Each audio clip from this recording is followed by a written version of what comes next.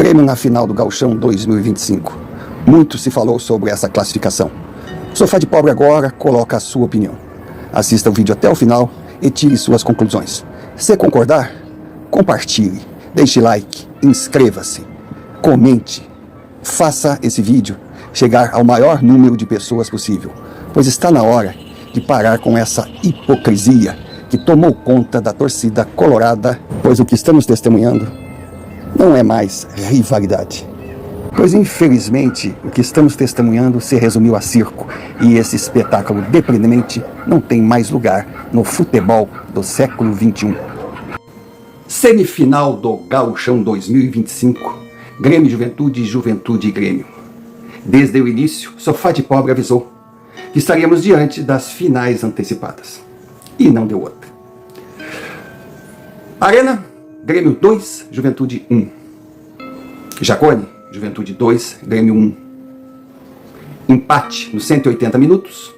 Decisão por pênaltis, onde Volpi brilhou novamente e classificou o tricolor como havia feito na Copa do Brasil.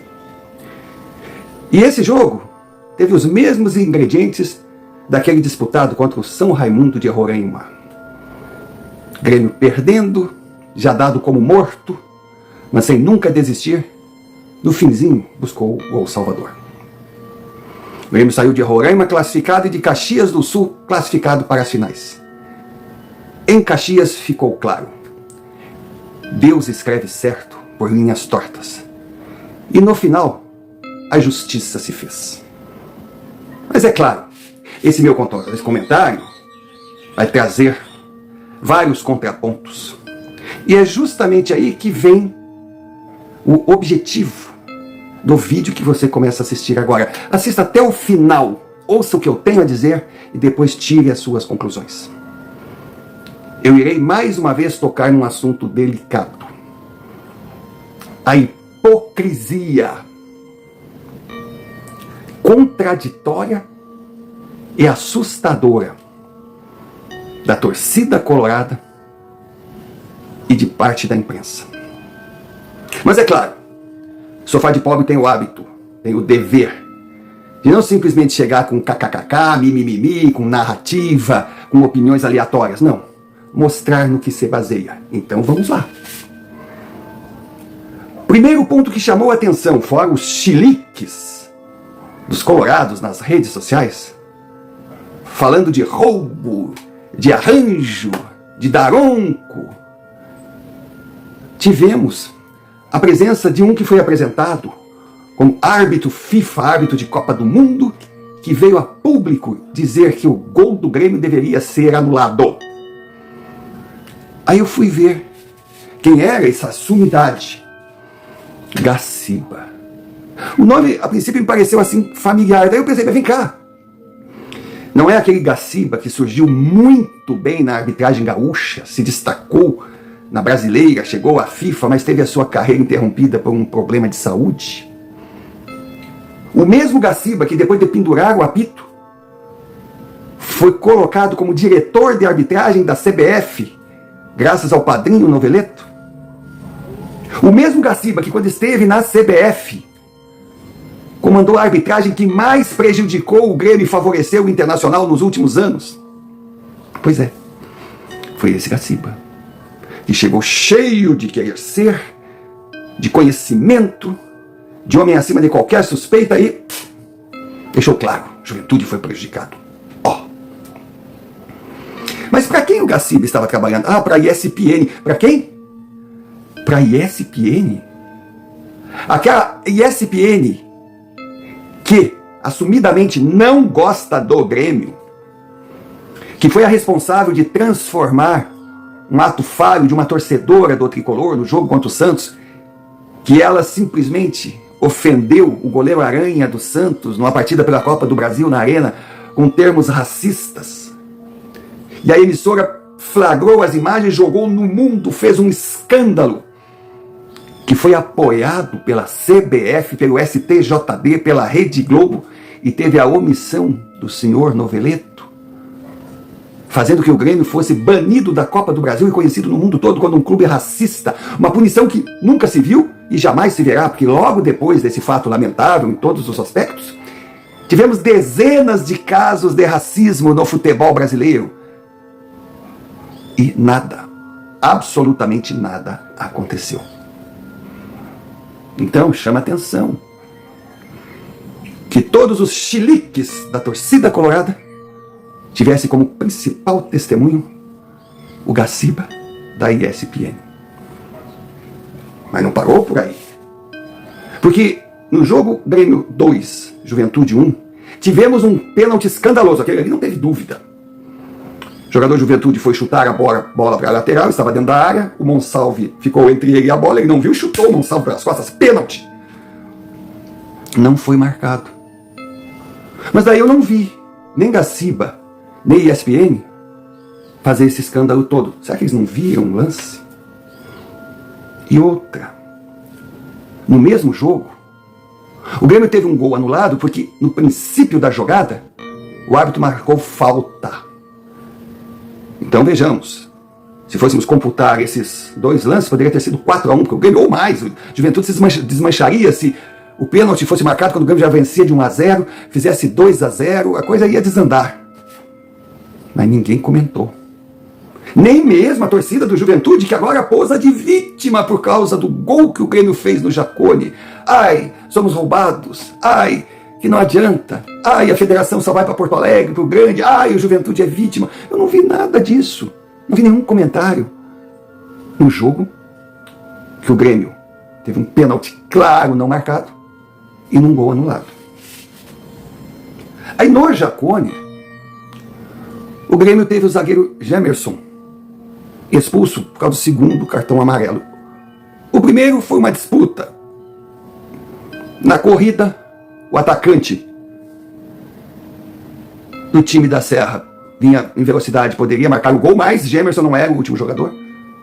Houve um choque, o cara caiu, Daronco deu amarelo. No segundo lance, por ter segurado o atacante do Juventude, Gemerson ganhou o segundo amarelo. Só que, antes de segurar, que não foi assim uma segurada, o jogador do Juventude enfeitou barbaramente, mas antes de acontecer, teve um lance faltoso do atacante do Juventude em cima de Gemerson. Não foi marcado. O Gaciba não falou nada a respeito. Pois é. E os colorados, nossa senhora. Mas é colorado sendo colorado, né? Porque querem ver? Os colorados não falaram sobre o jogo no Beira-Rio. O Caxias precisava ganhar de 2-0, vencia de 1-0. Já estava nos 15 minutos do segundo tempo, era um jogo perigoso. Uma fatalidade, o Caxias poderia fazer o segundo gol, levar a partida para os pênaltis. Todas as eliminações no Beira-Rio voltavam para a cabeça dos torcedores, o peso já chegava nos jogadores. Aí o Valência entrou correndo, driblou o goleiro, tocou o pé na mão do goleiro e se jogou, voou como o super-homem. Pênalti. Os colorados não falaram nada do voo. Aí eu lembro daquele lance do Luizito Soares, que entrou na área, eu acho que foi contra o mesmo Caxias. Foi empurrado e se jogou. Os colorados disseram que aquilo era roubo. É. E o Barcelos? Essa criatura que o Internacional não merece, está endividando o clube, está obcecado para ser campeão. Todo mundo sabe que o cara é cheio de arranjo, cheio de querer ganhar no grito, cheio de malandragem porca, falando mal da diretoria do Grêmio por causa do VAR, tirou o VAR gaúcho, e agora? O que vai dizer depois do que aconteceu no Alfredo Jaconi? Mas ele não comentou nada sobre o jogo na arena. É. Também nunca saiu em defesa do Grêmio naquela questão lá do racismo. Ah, mas ele não era presidente do Inter na época? Sim, mas ele poderia muito bem dizer, eu achei que não foi justo, a pena foi grande demais. Mas nunca falou nada. Mas também nunca comentou sobre o caso do Fabrício, que foi sim ofendido com termos racistas pelos colorados. As imagens foram gravadas, foram ao ar no programa de esportes da Globo do dia seguinte. Aí o noveleto, que cruzou os braços no caso Grêmio, correu e abafou. E aquele vídeo que foi ao ar no Globo Esporte, sumiu, ninguém mais falou no assunto. E o Fabrício, um passe de mágica, queimado no Inter, foi agraciado com um belo contrato no Cruzeiro, seguiu sua carreira, mas antes veio a público dizer que não foi ofendido por termos racistas, muito conveniente para todo mundo. Pois é. E agora continua esse griteiro. Juventude foi roubado. Rapaz, que hipocrisia. Então vamos por partes. O jogo em Porto Alegre. O toque do goleiro nos pés de Valência. O que eu acho? Eu acho que foi pênalti. E aquele lance do Luizito, que o Luizito foi empurrado pelas costas, foi pênalti. E nos dois casos, os jogadores exageraram nos voos. Mas o que não desqualifica o pênalti, mas que fica feio para um jogador profissional. E com relação ao jogo na arena, bom, aquele pênalti não marcado para o Grêmio, aquilo não tem discussão, aquilo foi pênalti. E o lance da falta que teria acontecido no meio de campo, que anulou o gol do Edenilson, eu acho que aconteceu a falta. Sim, foi falta. O gol foi bem anulado. E o lance da falta que o atacante do Juventude teria feito em Gemerson, o que eu acho? Bom, eu acho que foi um lance igual ao que deu origem ao gol anulado do Grêmio. Então, ou a falta seria marcada, Gemerson não seria expulso, ou esse tipo de falta não é marcado e o gol do Grêmio valeria. Ponto. Aí vamos para o segundo jogo. Já falamos sobre a expulsão. Mas mesmo que não tivesse tido a expulsão, que o Juventude estivesse ganhando de 2-0, o gol do Gustavo Martins, o que eu acho? Eu acho que foi ilegal. Eu acho que a regra é clara nesse sentido. Uma jogada desse tipo, se tocar no atleta adversário, é falta.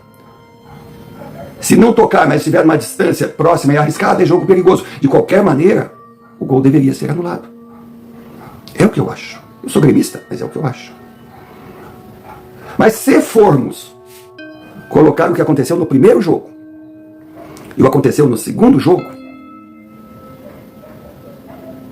eu acho que,